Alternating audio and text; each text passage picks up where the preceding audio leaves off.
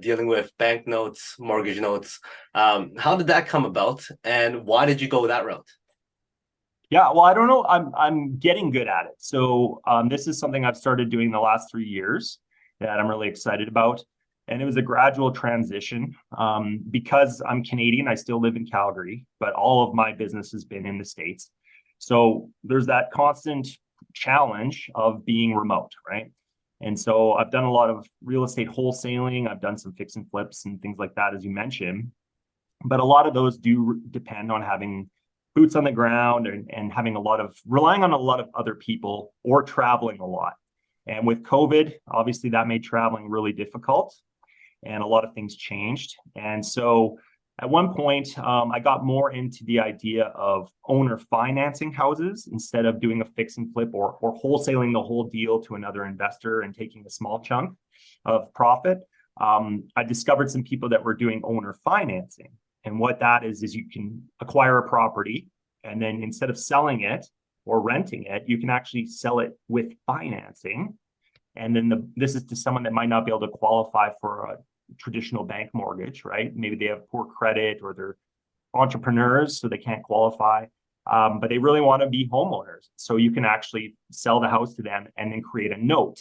And so now you're the bank, they owe you monthly mortgage payments, and now you're collecting mortgage payments instead of rent.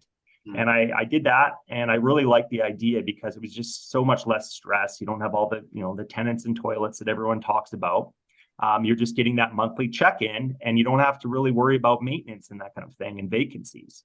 And I really started to enjoy that. But one of the challenges was you have to find the property first, then you got to find the borrower, and there's a lot of moving parts to that. And so I started looking for ways to just be the bank and meeting other people that have done it where they simply just buy the mortgage note from other lenders or banks. And now you're the bank. So you don't have to worry about finding the property and all that stuff. The property's already there. The borrower's already there. They're paying. Now you're just the bank and they start paying you. Mm-hmm. And so what you're able to do, and this is especially in the States, is a lot of times banks will sell off mortgages, especially if the borrower is non-performing, which means that they haven't been making their payments. And a lot of times banks will sell off those mortgages for pennies on the dollar, like 50, 60 cents on the dollar kind of range, maybe up to 70. And so you can buy these notes from the banks at big discounts because they're in the business of collecting interest. They don't want to mess around with borrowers and foreclose and all of it, right? So they'd rather sell it at a discount to an investor like you or me and then have us deal with it. And they can lend that money out again, right? Especially now when the interest rates are so high. And so what someone like you and me can do when you buy a note like that is work with the borrower. We have the capacity to, reach out to them directly, figure out what their problem is and why they haven't been able to make their payments. And maybe you can work with them, change the payment schedule around or help them to get back on track so that they can keep their house and get paying you again. And so you have that one-on-one ability that large banks just can't do, right?